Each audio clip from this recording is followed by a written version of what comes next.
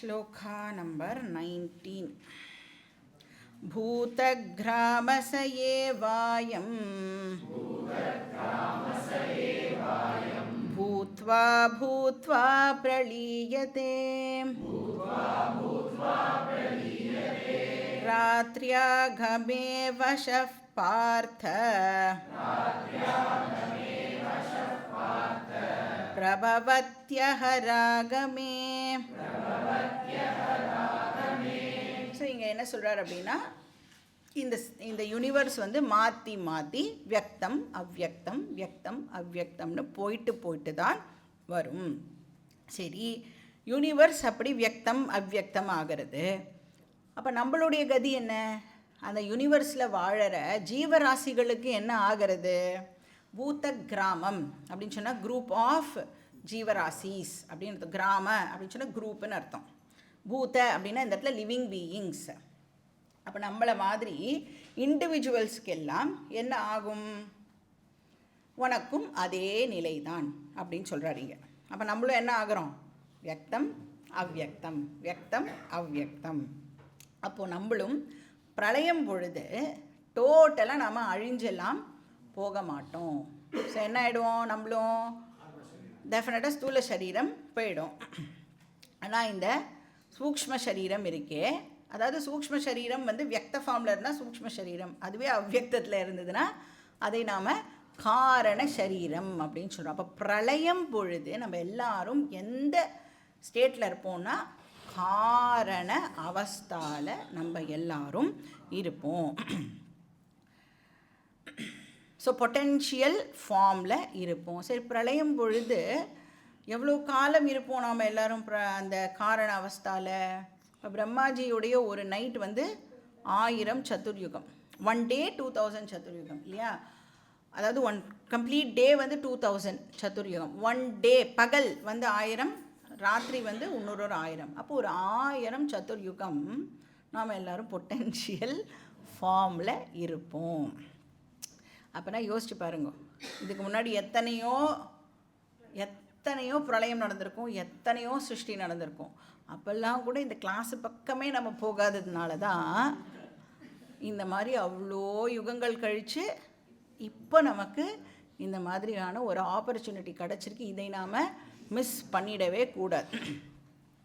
இந்த மாதிரி யாராவது கூப்பிட்ருப்பா, அதெல்லாம் வேண்டாம் நான் பார்த்துக்கிறேன், நான் வந்து பிரளயம் சிருஷ்டி போய்க்கிறேன்னு சொல்லிட்டோம் போல இருக்கு. அதனால தான் இப்போ வந்து இந்த ஆப்பர்ச்சுனிட்டி நமக்கு கிடச்சிருக்கு, அதை மிஸ் பண்ணக்கூடாது. சரி, மறுபடியும் எப்போ மேனிஃபெஸ்ட் ஃபார்முக்கு வருவோம்? நாம் பிரளயம் முடிஞ்சு எப்போ பிரம்மாஜிக்கிட்டே ஆரம்பிக்கிறதோ அப்போ மறுபடியும் நாம் எல்லாரும் மேனிஃபெஸ்ட் ஃபார்முக்கு வருவோம். ஸோ அதே மாதிரி தான் அந்த சுஷுப்தி முடிஞ்சு எப்படி நாம் வந்து ஜாக்கிரத அவஸ்தாவுக்கு வரோமோ அதே மாதிரி தான் அங்கேயும் நடக்கும். அப்போ நம்ம சுஷுப்தி முடிஞ்சு ஒரு சுஷுப்தியில் நம்மளுடைய அந்தக்கரண விற்த்திகள் எல்லாம் என்ன ஆகிடுறது அப்படின்னா, அந்தக்கரணம்னு சொன்னால் நம்மளோட மைண்டு அப்படின்னு எடுத்துக்கணும். அந்தக்கரணம் 4 விதமாக ஃபங்க்ஷன் ஆகிறது. மனசுன்னு ஒன்று இருக்குது, அந்த மனசில் தான் எல்லா விதமான இமோஷன்ஸ் எல்லாம் நமக்கு வரும். அதாவது பண்ணலாமா வேண்டாமா அப்படின்னு ஆசிலேட் பண்ணுறது எதுவோ அதை வந்து நாம் மனசு அப்படின்னு சொல்கிறோம். அப்புறம் ரொம்ப நேரம் ஆசிலேட் பண்ணிகிட்டே இருந்ததுன்னா ஒரு இடத்துல நம்மளுக்கே ஒரு சலிப்பு தட்டி என்ன பண்ணுறோம்? இதுதான் அப்படின்னு நாம் வந்து ஒன்று டிசைட் பண்ணுறோம் இல்லையா? அதுக்கு பேர் புத்தி. எல்லாமே தாட் ஃபார்மில் தான் இருக்கும், எண்ணங்கள் ரூபத்தில் தான் இருக்கும். எந்த விதமாக அந்த அந்தக்கரணம் செயல்படுறதோ அதுக்கேற்ற மாதிரி சாஸ்திரம் அதுக்கு ஒரு பேரை கொடுக்குறது. இப்போ நிறைய நம்ம யோசிச்சுட்டே இருக்கோம், இது பண்ணலாமா அது பண்ணலாமா, கிளாஸுக்கு போகலாமா வேண்டாமான்னு யோசிச்சுன்னா அதுக்கு பேர் மனசுன்னு அர்த்தம். போகலாம் அப்படின்னு டிசைட் பண்ணிட்டுனா அதுக்கு பேர் புத்தின்னு அர்த்தம். போவாண்டாம்னு டிசைட் பண்ணாலும் அதுக்கு பேர் புத்தி தான். சரியா? அதுக்கப்புறம் வந்து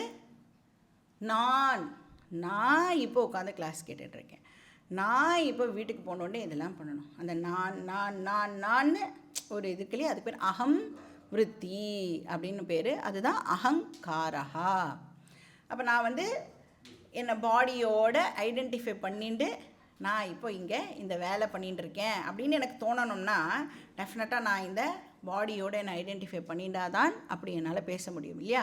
அதுக்கு பேர் அகங்கார விருத்தி. அதுக்கப்புறம் என்னது? சித்தம் அப்படின்னு ஒரு போர்ஷன் இருக்குது. என்னெல்லாம் பேகேஜெல்லாம் இருக்கும் நமக்கு, வேண்டாத விஷயங்கள்லாம் எதெல்லாம் ஞாபகமே வச்சுக்க வேண்டாமோ, தப்பாக நிறையா அவன் என்னை இப்படி சொல்லிட்டான், எப்போ சொன்னான் 1960 நம்ம பிறக்கிறதுக்கு முன்னாடி சொல்லியிருப்பான், அதெல்லாம் நாம் வந்து ஞாபகம் வச்சுட்டு அதை வந்து கேரி ஃபார்வர்ட் பண்ணி அவளை பார்க்கும்பொழுது அன்னைக்கு நீ இப்படி சொன்னியே, இன்ஃபேக்ட் என்ன ஞாபகம் இருக்குன்னா என்ன கலர் ட்ரெஸ் போட்டுட்டோம், நம்ம எந்த இடத்துல நின்றுட்டு இந்த டயலாக்லாம் பேசினோம், அதெல்லாம் ஃப்ரெஷ்ஷாக நமக்கு ஞாபகம் இருக்கு இல்லையா. அந்த மாதிரி அன்வான்ட் வாண்டட் வாசனாஸும் இருக்கும், அன்வான்ட் வாசனாஸும் இருக்கிற இடத்துக்கு பேர் சித்தம் அப்படின்னு பேர். இது எல்லாமே நாம் தூங்கும் பொழுது ரிசால்வ் ஆகிடுறது. நான் எதை பற்றியும் அந்த நேரத்தில் யோசிக்கிறது இல்லை, எந்த முடிவையும் எடுக்கிறதில்ல, நான் தூங்கின்னு இருக்கேன் அப்படிங்கிறதும் அந்த நேரத்தில் நான் வந்து சொல்கிறதில்ல. அதுக்கப்புறம் எந்த விதமான மெமரியும் எனக்கு அங்கே இல்லை. ஏன்னா மெமரி எப்போ ஆக்டிவேட்டடாக இருக்கும்னா ஸ்வப்ன அவஸ்தாம் பொழுது. ஏன்னா அங்கேருந்து தான் நம்மளுக்கு அந்த வாசனாஸ்லேருந்து தான் நம்மளுக்கு ட்ரீம்லாம் வருது இல்லையா. அந்த சித்தமும் வந்து இப்போது ரிசால்வ்டு ஸ்டேட்டில் இருக்குது. நம்மளுடைய இண்டிவிஜுவாலிட்டியும் அந்த நான் வந்து ஒரு பர்சன், நான் வந்து இப்போ நமக்கு வந்து சப்போஸ் தூங்கின்னு இருக்கும் பொழுது யாரோ நம்மளுக்கு தலைகாணியை எடுத்து விட்டான்னு வச்சுக்கோங்க, அது கூட நமக்கு தெரியாது. இதே தூங்காமல் சும்மா படுத்துட்டு இருக்கும்போது யாராவது எடுத்தால் நமக்கு தெரிஞ்சிடும். அப்போ நம்மளுக்கு கோவம் வரும், நான் இவ்வளோ பெரிய ஆள், எனக்கு ஒரு தலைகாணி கூட போட மாட்டேன் நான் இந்த வீட்டில் அப்படின்னு நமக்கு கோவம் வரும். பட் தூங்கின்னு இருக்கும் பொழுது தலைகாணியை எடுத்துன்னு போனால் கூட நமக்கு தெரியாது. ஏன்னா நான் அப்படிங்கிற இண்டிவிஜுவாலிட்டி கூட அந்த இடத்துல இல்லை. எல்லாமே வந்து டார்மெண்ட் ஸ்டேட்டுக்கு போயிடுறது. ஆனால் டார்மெண்ட் ஸ்டேட்டுக்கு போய்டுறதுன்னு எப்படி சொல்கிறோம் அப்படின்னா, இப்போ நம்ம வந்து இன்றைக்கி கீதா கிளாஸ் கேட்குறோம், சப்போஸ் திருப்பி நாளைக்கு வாங்கோ கிளாஸுக்கு அப்படின்னு சொன்னால் எல்லாமே உங்களுக்கு அழிஞ்சு போயிடுதுன்னு வச்சுக்கோங்க கீதா கேட்டது. அப்போ நான் நாளைக்கு என்ன பண்ணுவேன் கிளாஸில், எனக்கும் அதே கதி தான். நான் என்ன பண்ணணும், திருப்பி ஃபஸ்ட்டிலேருந்து எல்லாத்தையும் நாம் ஆரம்பிக்கணும். இல்லை நீங்கள் நிறைய உங்களுக்கு வந்து இப்போ தான் இந்த லாங்குவேஜ் இதெல்லாம் நடந்துட்டுருக்கேன், மும்மொழி 4 மொழி 5 மொழி, உங்களுக்கு பல மொழிகள் தெரியும்னு வச்சுக்கோங்க. இப்போ தூங்கி எழுந்த உடனே எல்லாம் மறந்து போயிருந்ததுன்னா அது தூங்கும் பொழுது அழிஞ்சு போயிடும், எல்லாம் டிஸ்ட்ராய் ஆகிடும்னா டெய்லி எழுந்து இங்கிலீஷு தமிழ் எல்லாம் கற்றுக்க முடியுமா நம்மளால்? அப்போ எல்லாம் என்ன ஆகிறது, தூங்கும் பொழுது டார்மெண்ட் ஸ்டேட்டுக்கு போகுது. அப்போ நம்மளோட அறிவெல்லாம் கூட என்ன ஆகிறது அப்படின்னா பொட்டென்ஷியல் ஃபார்முக்கு போயிடுறது. மறுபடியும் எழுந்துக்கும் பொழுது அது மேனிஃபெஸ்ட் ஆகிறது. ஸோ இதே தான் மேக்ரோ லெவல்லையும் வந்து நடக்கிறது. சக ஏவ அயம் பூத கிராமஹா, இந்த குரூப் ஆஃப் ஜீவாஸுக்கும் இதே தான் நடக்கிறது. டார்மெண்ட் கண்டிஷனுக்கு போயிட்டு மறுபடியும் அது மேனிஃபெஸ்ட் ஆகும். பூத்வா பூத்வா அப்படின்னா ரிப்பீட்டடாக அது எமர்ஜ் ஆகின்றே இருக்கும், மேனிஃபெஸ்ட் ஆகின்றே இருக்கும். அதாவது இந்த ப்ராசஸ் எப்படி அப்படின்னா எட்டர்னல் ப்ராசஸ். அப்படின்னா என்ன அர்த்தம், எப்போவுமே நடந்துகிட்டே இருக்கும். அப்போ புதுசாக ஒரு ஜீவாவும் உற்பத்தி ஆகிறது இல்லை, ஆல்ரெடி இருக்கிற ஜீவா தான் திருப்பியும் திருப்பியும் வந்து மேனிஃபெஸ்ட்டு அன்மேனிஃபெஸ்ட்டு. இப்போ ஜீவா அப்படின்னு சொன்னால் நம்ம மனுஷால் மட்டும் எடுத்துக்கக்கூடாது.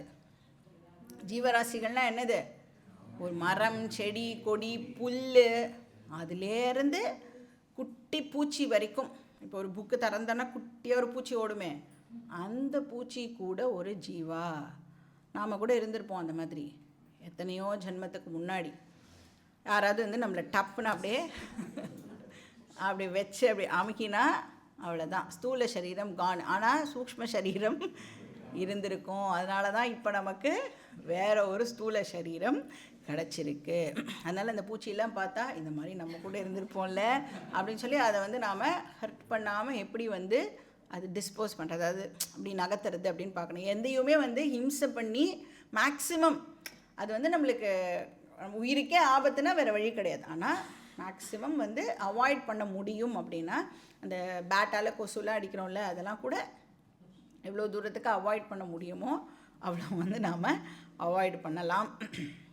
அப்போ ஒரு எறும்புலேருந்து எல்லாமே வந்து ஜீவா தான். இந்த லோகத்தில் மட்டும் இல்லை, 14 லோகங்கள்லையும் ஜீவர்கள் இருக்கா.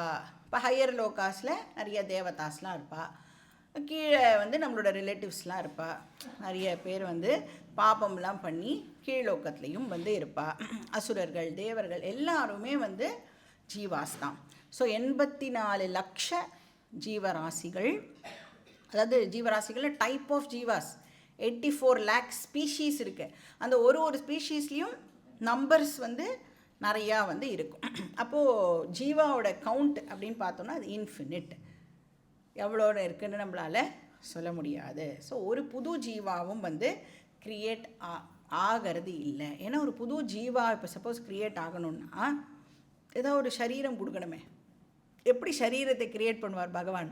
ஆல்ரெடி என்ன இருக்கோ அதுலேருந்து உனக்கு இந்தா நீ பண்ணின பாப புண்ணியத்துக்கு நீ மனுஷனாக பிறந்துக்கோ, இல்லை நீ இந்த மாதிரி பண்ணியிருக்க நீ மாடாக பிறந்துக்கோ அப்படின்னு ஆல்ரெடி என்ன இருக்கோ, கடையில் என்ன அவைலபிளோ அதை தான் நம்மளால் ஆர்டர் பண்ணி வாங்கிக்க முடியும். இல்லாத ஒரு விஷயத்தை நம்மளால் வந்து வாங்க முடியாது இல்லையா?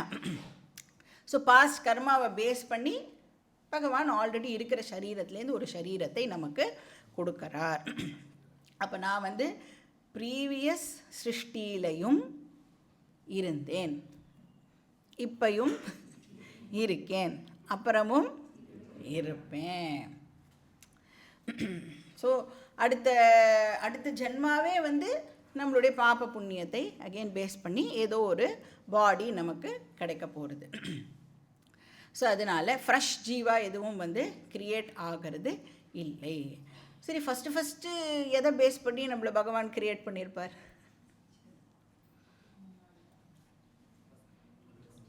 முதல்ல எந்த சரீரம் நமக்கு இருந்திருக்கும்? இந்த கேள்வியே தப்பு. முதல் அப்படின்னு ஒன்று கிடையாது. ஏன்னா எந்த ஜீவர்களும் க்ரியேட்டே ஆகலை. நம்ம மேனிஃபெஸ்ட் அன்மேனிஃபெஸ்ட் இப்படி தான் போயின்னு இருக்கோமே ஒழிய ஜீவாவை பகவான் க்ரியேட் பண்ணவே இல்லை. ஜீவானா இந்த ஸ்தூல சரீரத்தை எடுத்துக்கக்கூடாது. சூக்ஷ்ம சரீரம், காரண சரீரம் இருக்குல்ல, அதை தான் நாம் வந்து ஜீவா அப்படின்னு சொல்கிறோம். அதை பகவானால் கூட க்ரியேட் பண்ண முடியாது. அது ஆல்ரெடி இருக்குது. அந்த பானை எக்ஸாம்பிள் தான். ஆல்ரெடி எக்ஸிஸ்டிங் களிமண்லேருந்து குயவன் வந்து பானையை வெளிக்கொண்டு வந்தான். அந்த மாதிரி தான் இங்கே நடக்கிறது. அதனால தான் சங்கல்பத்தில் என்ன சொல்வா? அனாதி அவித்யா வாசனையா. ஆவணி ஆவட்டெல்லாம் பண்ணும் பொழுது சங்கல்ப மந்திரத்தில் வரும் அனாதி.